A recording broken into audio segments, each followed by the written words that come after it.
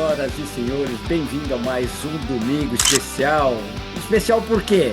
Presença do nosso correspondente especial, Renato Gomes, direto do governo americano, falando de licitações e mostrando as últimas novidades do setor. Eles agora lá, dentro da nova lei de licitação. Olha o Renatão aí. Bem-vindo, Renato! Valeu, Adelson. Um prazer estar aqui contigo, com a tua audiência. Hoje a gente tem um papo que é super interessante, né? No tempo que eu trabalhei com licitações no Brasil, não existia esse mecanismo, mas aqui nos Estados Unidos é algo bem comum, porém bem complexo, né? A gente vai falar sobre as contratações por negociação, que está lá no FAR 15, né? Na Lei de Licitações, capítulo 15. Adentre a sala e traga essas novidades para todos os brasileiros. Queremos agradecer mais essas pílulas de conhecimento que você está trazendo aqui para a gente, entre Brasil e Estados Unidos, agora falando tete a tete sobre licitações, esse setor que cresce a cada dia, e agora pela internet, o setor que está se tornando global. Renato, sala toda tua, veja conhecimento para nós aí, vamos lá, somos todos ouvidos. Valeu, Adelson. Bom, então, o nosso bate-papo vai ser bem dinâmico, né? Porque ele tem um conteúdo extenso, mas a gente vai tentar explicar isso de uma forma bem dinâmica, colocando aqui o que realmente acontece dentro de uma negociação de uma contratação por negociação, né? Então, a lei de licitações americana é o chamado FAR, Federal Acquisition Regulation, que a tua audiência já está sabendo o que que é, e no capítulo 15 ele fala especificamente sobre negociações. Bom, negociações pode dizer várias coisas, né? Pode indicar uma variedade de itens que a gente poderia estar conversando sobre negociações ali. Então a gente vai cobrir aqui de acordo com a lei o que que pode, o que que não pode, o que que o governo pode fazer e o que que as empresas podem fazer. Teoricamente, a negociação ela poderia ser exemplificada como aquele momento onde as empresas sentam em volta de uma mesa, o governo analisa as propostas e começa a ter um bate-papo ali de troca de informações. Bom, isso na teoria não acontece e na prática não pode acontecer. Por quê? Porque imagina se a gente estiver sentado em uma mesa, eu começo a fazer análise técnica da empresa A, e aí eu começo a falar com a empresa A, olha, essa é a sua parte técnica aqui, esses itens aqui, eles estão muito acima daquilo que a gente pediu, então o seu preço vai acabar subindo. Se você não abaixa esse nível técnico um pouco, vai baixar o preço. A empresa que está do lado está ouvindo essa informação e ele vai acabar não somente tendo uma informação favorecida em relação àquela empresa, mas como ele vai ter acesso aos segredos comerciais da empresa. O que é o grande valor de uma empresa é a sua capacidade técnica, o seu segredo. Como que eu faço isso? Como que eu sou eficiente nessa área? Então, a licitação, ela não acontece em volta de uma mesa com todas as partes envolvidas. Ela pode acontecer em uma mesa, mas apenas com a empresa que está negociando uma por vez. Então, todas as empresas vão ter a chance de participar da negociação, mas uma por vez, não todos ao mesmo tempo, porque você acaba revelando segredos técnicos ali de uma empresa para outra, o que é o grande valor. E aí vem a grande questão ética dos agentes de licitação. Se você aí na audiência do Adelso gostaria de trabalhar com licitações públicas e você gostaria de prestar um concurso público, por exemplo, para trabalhar do lado do governo, que é o que eu faço, né? Eu trabalho do lado do governo, eu escrevo a licitação, eu faço parte da negociação, eu sou o agente de licitações que assina ali o contrato no final. Uma das coisas que você vai ter bastante limite é em como que você troca informações dentro do seu grupo, né, internamente com o governo, e fora disso com as empresas, porque você detém toda a informação da licitação. Você tem acesso a todas as propostas, você tem acesso a toda a documentação técnica, você tem acesso a todos os pontos de contato, né, as pessoas com quem você está lidando, e essas informações são extremamente sigilosas. Eu não posso, de forma nenhuma, quebrar esse sigilo e conversar, por exemplo, durante o cafezinho, conversar com o pessoal, poxa, a gente está fazendo essa licitação aqui, e a empresa tal está apresentando isso aqui, a gente não está gostando e tal.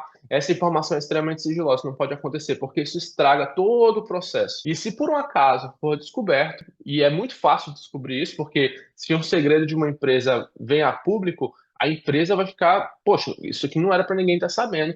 A única forma dessas empresas terem ficado sabendo foi se o Renato, lá dentro do governo, conversou isso com alguém. Então, isso dá um problemão e caga o processo inteiro, o processo vai por água abaixo. Existe todo um ritual que acontece para que essas informações sejam sigilosas. Então, se você está pensando, né, em prestar um concurso para trabalhar nessa área, você tem que saber que você tem que ser bom de guardar segredos. Você não pode ficar conversando isso para todo mundo. Mas, enfim, A negociação, ela acontece da seguinte forma, né? Primeiro, a lei ela vai lidar como a comunicação com as empresas. Então, tem comunicações que não são negociações. Então, por exemplo, eu recebi a documentação de uma empresa, a proposta de uma empresa. E aí, dentro daquela proposta, ele fala sobre trabalhos que foram feitos anteriormente, né? Que é o chamado past performance, né? Que são aquilo que foi feito anteriormente que a gente usa na licitação para saber se a empresa dá conta de fazer aquilo que ela falou. Não, eu já fiz isso antes, em outra capacidade, mais ou menos. Então, às vezes não ficou claro ali por que ele botou esse último contrato aqui que ele fez para o Ministério tal. Então, aquilo ali é um esclarecimento. Esclarecimento não é negociação. Esclarecimento é apenas uma conversa com uma empresa e fala assim, poxa, isso aqui que já está na sua proposta, você pode esclarecer para mim o porquê que você botou ela lá? Ah, porque isso aqui é relevante à minha proposta, porque é uma licitação que foi similar,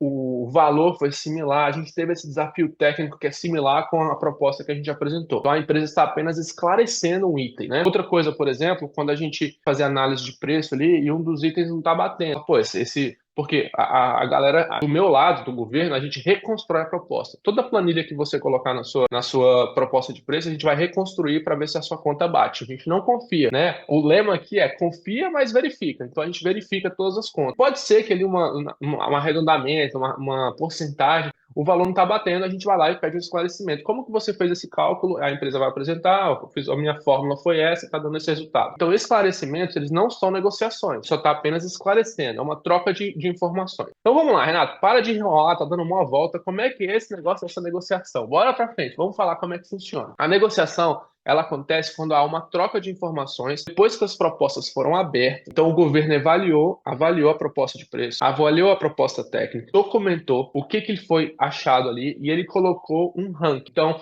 a proposta da empresa A, ela recebeu a nota tal na sua proposta técnica. Por causa disso, disso, disso. Ela recebeu a nota tal nos seus trabalhos passados por causa disso, disso, disso. E recebeu a nota tal no seu preço por causa disso, disso, disso. E vai ranquear essas empresas. Renato, você recebeu 25 propostas. Você vai analisar as 25? Sim. No primeiro ponto, a gente analisa as 25 propostas, faz um ranking das 25 propostas. Isso tudo é tabelado, documentado, muito bem documentado. Eu preciso, como agente de licitações do lado do governo, justificar para qualquer um que veja o meu processo como que eu cheguei naquele resultado com base nos termos do edital. Então, as regras do jogo já estão escritas no edital. Eu preciso, de forma bem específica, apontar em quais itens do edital eu fiz aquela análise, ranqueei as 25 empresas. Agora, beleza, ranqueei as 25 empresas. Preciso negociar com 25 empresas? Não. Caiu, o negócio não vai acabar nunca. Se tiver que negociar com 25 empresas, vai ficar por anos negociando com essas empresas, porque é um processo muito moroso, porque ele precisa ser extremamente claro, documentado. Esse processo nunca é subjetivo, ele é extremamente objetivo, com base nos pontos que estão no edital, com base no que está escrito na proposta. Olha, já vi acontecer aqui, ó. A gente está negociando e tem um departamento técnico que está fazendo análise técnica da proposta, porque eu sou agente de licitações.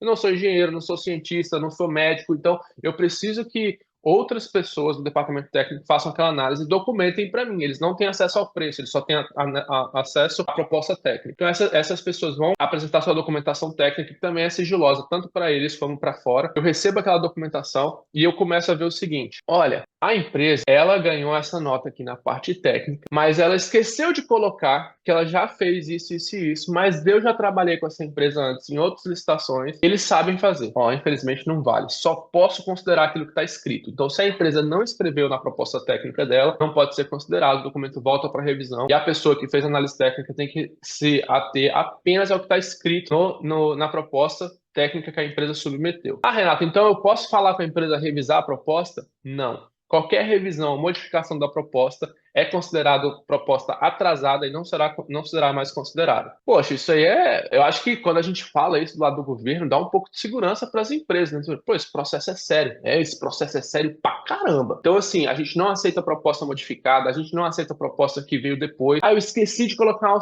Sinto muito, você esqueceu, não tem como mais voltar atrás. Porque se eu abrir uma exceção para uma empresa, eu tenho que abrir para todas, e aí o processo não anda. O governo precisa daquele serviço, precisa daquele produto. Então, a gente não volta atrás, a gente começa o processo continua, a empresa errou, a empresa não contratou uma consultoria boa como a do Adelso, o processo vai ficar para trás, a empresa vai acabar perdendo ali a sua oportunidade. Mas então, beleza, a gente analisou 25 empresas, botou elas num ranking, tá tudo lindo, tudo explicado, por que a gente chegou em cada nota. Aí o gestor de licitações, uma pessoa no cargo como o meu, vai analisar aqueles 25 empresas e falar assim, qual que é a quantidade mínima que eu posso ter aqui para continuar a negociação? Pode ser 3? Pode ser 3.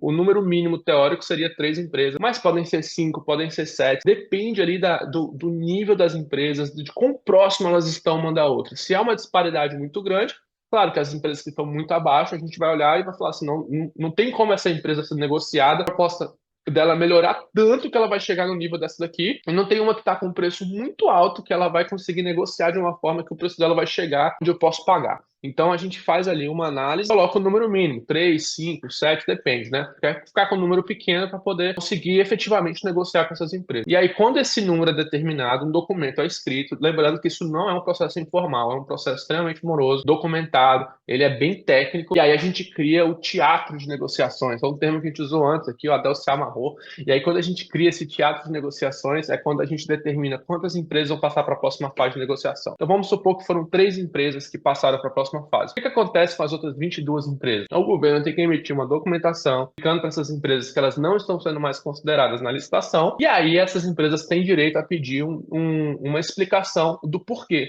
E aí a gente tem que apresentar essa documentação para essas empresas. A gente não vai falar das empresas que estão no teatro de negociações, essas informações são sigilosas. A gente vai de forma bem explícita explicar o porquê que aquela empresa não está mais considerada. Ou porque a sua proposta técnica não alcançou as quantidades mínimas, ou os níveis mínimos, ou porque o preço está muito alto e a gente considera com base na nossa análise que não vai ter como abaixar aquilo que a gente pode pagar. Isso tudo é muito bem documentado, as empresas têm acesso a isso. Aí você vai ver, cada um desses passos demora tempo, por isso que o processo pode demorar de 12 a 18 meses para uma licitação dessa via ser concluída. Então, beleza, a gente avisou as 22 empresas que elas estão fora. E aí, no momento que você avisa essas empresas, as empresas vão começar a cavucar, entrar com um processo, né? Vai entrar com um recurso administrativo ali, eles considerem que aquela análise foi feita de forma indevida, não foi de acordo com os termos do edital, né? O tribunal aqui que analisa isso, que seria o TCU aí do Brasil, ele vai analisar o seguinte: o agente de licitação, no caso o Renan, ele fez a análise conforme está escrito no edital, fez, acabou a discussão, não tem mais o que falar. Não fez, não, então a gente vai ter que revisitar isso aí, o Renato vai ter que refazer e talvez essa análise vá mudar. Então, o tribunal não vai fazer análise de julgamento de valor de como foi feita aquela análise, mas ele vai fazer o julgamento de que se a minha análise está de acordo com o edital. Se está, acabou, a empresa não pode reclamar de mais nada. Beleza, chegamos nas 3 empresas ali, vamos negociar, Renato, tá falando desse negócio o tempo inteiro, como é que funciona essa negociação? Bom, essa negociação funciona da seguinte forma, eu vou analisar naquelas 3 empresas, se alguma empresa teve algum ponto fraco na sua proposta, coisas que a empresa pode melhorar, que vai transformar aquela proposta em uma proposta mais competitiva. Então você vê que o nosso objetivo é começar a alinhar essas empresas, transformar elas na melhor proposta possível. Então eu ajudo as empresas de certa forma. Eu vou pegar as 3 empresas que eu vou negociar e eu quero transformar aquelas 3 propostas na melhor proposta possível. Por quê? Porque o governo está procurando o melhor valor. Não estou procurando o preço mais barato. Quando eu faço uma negociação, não estou procurando o mais barato. Eu estou procurando a melhor proposta. Então, o meu objetivo é que a proposta de cada empresa se transforme na melhor possível. Então, se tem pontos fracos, eu vou apontar, olha, a sua empresa está com ponto fraco nessa parte técnica, porque o edital, ele falou que pedia isso, isso e isso, né? O nosso departamento técnico, no seu termo de referência, explicou o que ele precisa. E existe algo que você possa fazer para melhorar essa área técnica, essa parte técnica da sua proposta? A empresa vai falar sim ou não. Não tenho essa capacidade, ou tenho essa capacidade, vou subcontratar uma pequena empresa que a gente conversou no programa passado. Aí essa proposta vai melhorar. E quando essa proposta melhora, automaticamente você sabe que aquele preço vai acabar subindo um pouco, porque você está adicionando uma coisa àquela empresa. Então a gente tenta identificar pontos fracos, pontos que fazem com que aquela empresa tenha uma proposta ruim, e a gente acaba indicando para aquela empresa, olha, o que você pode fazer para melhorar essa área? A empresa vai melhorar e vai acabar revisando o preço. Só que, calma, a gente deu essa informação para uma empresa. A gente vai ter que realizar essas discussões com as 3 empresas, necessariamente. Eu não posso falar com uma e deixar de falar com as outras. Então eu vou nas outras e falo, a sua proposta tem esses pontos negativos, identificar essas fraquezas, tem como você melhorar? Beleza. O outro ponto é, olha, a sua proposta está muito além do que eu pedi nos pontos aqui. Eu te pedi um Fusca, você está me entregando uma Ferrari. Eu não tenho como pagar isso. Eu sei que isso aqui é muito bom, mas está muito além do que eu preciso. Esse projeto específico, no termo de referência, está escrito isso, isso e isso. Tem como você dar uma, digamos assim, não é enfraquecer a proposta, né? Porque a proposta já é boa. Mas tem como você transformar, diminuir um pouco a qualidade, por exemplo. Não é a quantidade, a qualidade. Eu preciso que você cumpra esses itens mínimos. Você está cumprindo muito isso, o que significa que o preço está muito mais alto. Então a gente aponta para a empresa o que ela pode equilibrar naquela proposta para que a proposta dela se torne a melhor possível. Não tenha pontos fracos e não tenha coisas que são muito além do que eu pedi que eu não vou precisar, né? Por exemplo, eu pedi um computador que não precisa de Wi-Fi. Aí, por qualquer motivo, a empresa me apresenta vários computadores com placas super top de conexão à internet. Mas, pô, não preciso disso, tem como você retirar essa proposta? Não vai alterar em nada na execução do meu contrato. Então a empresa tira aquela placa, provavelmente vai diminuir o preço daquilo lá. Eu dei o exemplo do computador, mas isso é um processo complexo, de itens complexos, não de licitações de itens de prateleira, como a gente já conversou antes. Então, beleza, eu cheguei nessas empresas e eu acabei de equilibrar essas propostas para que cada proposta se torne a melhor proposta possível de acordo com o meu edital. Aí o que eu falo para as empresas? Bom, agora vocês vão me apresentar suas revisões finais. Esse não é um processo que fica indo e voltando. Ó, melhora mais aqui, melhora mais ali. Não, a gente conversa com cada uma das empresas, apresenta essa parte que a gente considera que são pontos muito fortes e pontos muito fracos, e a gente começa a conversar com a empresa nesse sentido e a gente solicita uma revisão final. Todas as empresas têm o mesmo prazo para apresentar revisões finais. Então, se eu conversei com a empresa A na segunda, com a empresa B na terça, com a empresa C na quarta, e eu dou uma semana para essa empresa revisar a sua proposta, a proposta da empresa A vai ser entregue na segunda, da empresa B na terça, da empresa C na quarta. Então, o mesmo prazo é dado para todas, é uma forma de equilibrar todo o processo. As empresas me apresentam as suas revisões finais, o governo compara de novo, faz aquela análise, e aí sim vai para a parte de seleção, onde o governo vai selecionar qual que é a proposta que apresentou o melhor valor. Então, essa empresa aqui poderia ter feito um pouco mais, eu posso conversar com ela? Posso, mas eu vou ter que conversar com as outras duas e esse processo não acaba nunca. Então, tem um ponto que a gente tem que falar, beleza, eu tenho tudo que eu preciso, cheguei no valor que eu posso pagar, eu estou na qualidade técnica, consegui aqui o melhor valor, então beleza, vamos para frente, vamos homologar e adjudicar essa licitação. Esse processo ele fica totalmente registrado, né, em documentação. E aí a gente parte para frente para assinatura de contrato, fazer todo o processo legal disso aí. Então é assim que funciona uma negociação nos Estados Unidos. Esse processo é moroso, demorado, porque ele demanda com que eu sempre compare, sempre aponte os itens do edital. Não é tipo, olha, a gente tinha pedido para que não tivesse essa placa de Wi-Fi, mas eu acho que a gente vai precisar acabar colocando Wi-Fi nisso aqui. Tem como se alterar sua proposta agora? Jamais, porque o edital não pedia isso. Se eu precisar fazer isso, eu tenho que voltar atrás, republicar a minha licitação, agora com a placa de vídeo, porque talvez empresas que iriam participar, deixaram de participar porque falam, pô, eu não sou competitivo com o meu computador, não tem Wi-Fi. Tudo que você altera no edital, que você altera como que você vai fazer a análise dessa documentação, você tem que voltar aos passos de onde aquela fase foi apontada, no caso da publicação de uma licitação. Então, assim, esse processo é moroso. Onde que dá problema? Nessa conversa com as empresas. Eu jamais posso chegar para a empresa A e falar assim, olha, a empresa B está com preço melhor que o teu. Tem como tu baixar isso aqui? Não posso fazer isso. O que eu posso falar é, com base na análise, teu preço está muito alto. O que você pode fazer para melhorar aqui? Aí a empresa pode até identificar itens. Isso aqui eu apontei como a mais, mas eu posso tirar e tudo mais. Eu não posso dizer especificamente qual foi o preço do outro. Eu não posso falar, olha, essa empresa C aqui tem uma tecnologia incrível na análise de dados. Você tem como melhorar a sua análise de dados, copiar mais ou menos o que a outra empresa faz? Não, jamais. Então, você vê que o trabalho do agente de licitação é um trabalho de extrema integridade. É um trabalho de bastante risco, porque aquilo que você falar que está fora dessa linha vai ser usado contra você. Então, assim, é um trabalho extremamente incrível, porque você tem acesso a toda a informação, mas ao mesmo tempo você não pode falar aquela informação para ninguém. Você tem que ser muito inteligente, compartilhar apenas aquilo que faça com que a empresa entenda o mínimo necessário para que ela possa melhorar a sua proposta sem revelar os segredos das outras. Todo esse processo é documentado, esse teatro de negociações ele acontece de uma forma individual com cada empresa, porém todo o processo é documentado do lado do governo. E aí esse processo pode ser auditado. Então, mesmo que as empresas não saibam entre si o que está sendo conversado, essa documentação está toda registrada do lado do governo e fica muito claro ali por que o agente de licitação tomou aquela decisão, inclusive da seleção. Porque a gente está tentando equilibrar aquelas propostas, deixar aquelas propostas melhores possíveis, mas no final eu vou ter que escolher uma daquelas, e aí eu tenho que explicar o porquê. né? Depois da revisão da proposta, o preço se tornou mais competitivo, a parte técnica ainda está melhor do que as outras, e assim, por causa disso, o governo escolheu a proposta B, não a proposta A, porque é mais barato, nem a proposta C, porque é muito melhor. Então a gente faz ali uma troca, é chamada de trade-off, né? Faz uma troca entre preço e qualidade, e aí chega no lugar onde você escolhe. De novo, a empresa A e a C que não foram escolhidas podem entrar com recurso administrativo, mas elas têm que demonstrar que o agente de licitações não seguiu o rito que disse que ia fazer. Se o agente disse que fez o que disse que ia fazer, o tribunal vai sempre levar ao lado do governo, e aí as empresas não têm como reclamar sobre isso. E aí, Adelson, como é que é? É ou não é bom? É ou não é um processo interessante? O cara que for se preparar para ser um agente de licitação aí, ele vai ter que se preparar bem legal mesmo, cara. Que é aquela coisa que você falou no começo da sua explanação aí. Cara, se o cara comentar alguma coisa dentro dos corredores, dentro dos bastidores aí, durante esse processo todo, ele pode ser penalizado, Renato? Me fala uma coisa. Pode haver Pode alguma ser pena para ele? penalizado. Pode. Ele é penalizado pelos superiores dele aí dentro desse processo? Ele Como que... pode ser penalizado no É. processo administrativo, ele pode ser criminalizado em relação a isso, caso ele dê alguma vantagem, revelou algum segredo.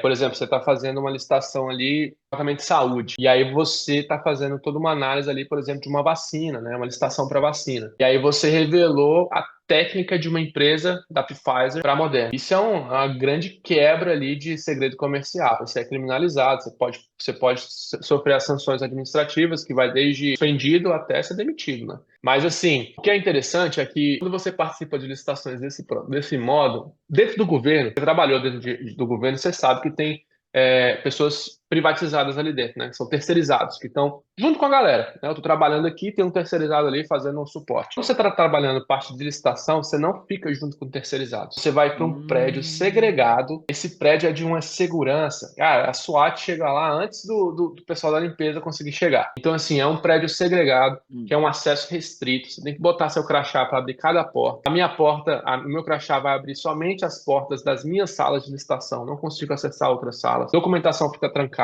computadores ficam trancados. O prédio não tem nem janela para ninguém chegar lá e ficar botando a cabeça. É um negócio assim, é brabo, é brabo. É um Então, cofre assim, forte. Você está dentro de um cofre forte lá, Renato? no Lá não, atual, aí, né? na atual agência onde eu trabalho, se você olha para o prédio, você completamente, certeza, acha que é um depósito. Esse prédio aqui é um depósito, não tem nada lá dentro. Aí você começa a perceber que não tem câmera de segurança, cara. É um negócio é um processo tão assim, o governo está tão preocupado em manter o sigilo que não tem câmera de segurança. Então, se pegar fogo lá dentro, se você não chamar o bombeiro, o alarme não toca, porque o Nossa. acesso é extremamente restrito, é algo extremamente cuidadoso, né? Então, assim, é um trabalho muito recompensador, mas, assim, você vive momentos de tensão ali, principalmente quando você está conversando com as empresas, um cuidado muito grande. Então, os processos são despachados de forma bem devagar, somente quem tem direito, quem tem a possibilidade de ver aquele processo vai ter acesso ao processo. Eu não posso conversar com colegas para tirar dúvida, por exemplo. Então, assim, a gente conversa de forma informal, né? Sem dar nome aos bois, sem falar exatamente o que a gente está falando, mas tipo, poxa, eu estou num processo aqui onde a empresa está com a parte técnica muito alta. Como é que você já negociou isso antes? Aí a gente tem uma troca em relação a isso, mas nada específico. E são vários documentos assinados explicando o que você pode, o que você não pode. É um processo muito cuidadoso, mas é muito legal, cara. É muito legal. Você vê tudo, você sabe tudo. Imagina você vai fazer uma licitação de foguete da SpaceX. Você vai ver tudo. Você vai ver os desenhos, você vai ver o preço, você vai ver o prazo, você vai ver tudo. Tudo, tudo, tudo. Então é muito legal. Aí, pessoal, quando eu falo para vocês que Renato Gomes é novidade, Renato Gomes é novidade. Eu vou dar uma paradinha aqui rapidinho para pedir para você que está em casa para assinar o canal, para dar aquele like, para compartilhar esse conteúdo, porque é só assim que os programas caminham, que a informação caminha dentro da internet. Se o YouTube vê que você está dando aquele like, apertar o joinha que está aqui, fazer um comentário, colocar aquela sua dúvida para o Renato, entendeu? O Renato é um brasileiro hoje que está num cargo lá dentro do governo americano que poucos brasileiros conseguiram, não é querer jogar confete, mas o Renato ele está um dos primeiros brasileiros que está nessa área hoje de licitação. Então o Renato tem muita informação para passar para a gente aqui, então vamos aproveitar ao máximo. Você que está aí, que tem curiosidade dentro do mundo das licitações hoje, o que está acontecendo realmente lá nos Estados Unidos, quiser mandar um e-mail para o Renato, né, Renato? O Renato está Isso. respondendo. Nós já estamos aqui no programa com a plataforma hoje, onde você vai operar governo dos Estados Unidos, Unidos vai começar a se ambientar, o site do Tio Sam, que é onde são publicadas as licitações, e no último programa o Renato também divulgou para a gente agora também os sites do Ministério, da agência da NASA também, você que quer ver quem está trabalhando com a NASA, se você quer se aproximar um pouco da NASA. Então, pessoal, é alegria. Renato, é novidade, e uma coisa que eu vou te falar, Renato, nosso programa está acabando. Já foi nosso Ah, tempo, Renato. Já foi nosso tempo. Renato, meu, ó, eu quero, ó, eu ia te perguntar uma curiosidade minha. Você já foi atrás para encarar isso, para saber quando começou os primeiros processos licitatórios aí dos Estados Unidos, há quantos anos atrás, Renato? Levanta isso para gente um ah. pouquinho, Renato. Pô, essa é uma boa ideia. Vamos fazer isso no programa que vem? Para o Falar um próximo pouquinho da programa. história? É que a gente tem curiosidade aqui.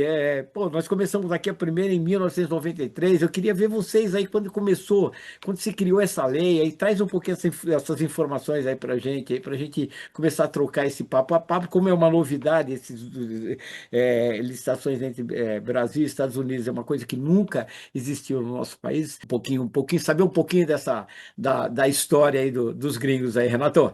Renatão, Não, show eu de deixo bola. você com as considerações finais aí. Eu já deixo de antemão a minha beijoca para todos os americanos e para todos os brasileiros que estão curtindo a gente aqui. E aguarda até no próximo domingo especial Brasil e Estados Unidos falando sobre licitações. Valeu. Bom, então, Adelson, da mesma forma que você puxou o jabá para mim, eu vou puxar o jabá para você, né? Para a galera que faz as representações aí com as empresas. Do lado do governo, essa negócio de licitação é uma língua, né? Tem todo um jargão, tem todo um processo que acontece. Você vê que eu usei esclarecimentos, são diferentes discussões, e isso na lei era especificamente documentado, essas definições. Então, quando a gente vai para um processo de negociação e a gente tem empresas do outro lado que estão sendo representadas por pessoas que sabem como é que o processo anda, é muito mais fácil da gente conversar, porque eles entendem a terminologia, né? Não é, claro que não, é um processo público, isso não é uma necessidade, mas facilita bastante quando você tem alguém ali que conversa na língua. Se você tem uma empresa que não participa de licitações públicas, você com certeza tem acesso a toda a documentação, você vai conseguir fazer, você vai dar certo. Mas se você tiver a possibilidade de contratar uma assessoria que sabe fazer, que é íntegra, que não está compartilhando sua informação com outras empresas, que, né, faz o processo ali direitinho, está do teu lado, faz parte do teu time, isso vai te dar uma vantagem muito grande, porque você vai começar a conversar a mesma língua do governo mais rápido. Então você tem uma maior chance de sucesso aí. Tá legal, Valeu? obrigado mesmo aí, Renato. Obrigado pelo jabá e obrigado pela força. É legal para os empresários saberem um pouco o que funciona um assessor, porque geralmente o cara fala, pô, mas o que que esse cara, eu vou pagar para esse cara fazer o quê? Não, vai pagar para esse cara ler todo o edital para você, ver as broncas dos editais, ver documentação, se você tem realmente aquelas documentações para participar daquele certame. Porque não adianta você contratar uma agência para te mandar que vai te mandar todo mês licitação para atuar. Todo dia ele vai mandar licitação para você, vai mandar licitação para você, mas se não tiver um cara ali para filtrar, para saber se está dentro do seu cunho jurídico, se você tem aqueles papéis, se você tem aquelas certificações, você não vai caminhar dentro do mundo das licitações. Renato, brigadão aí, cara, e eu aguardo você domingo que vem no próximo mercado de licitação. Valeu, Renato, obrigado, um abraço aí. Valeu. Tchau, Renato. Até mais. Tchau, Tchau. pessoal. Obrigado, pessoal.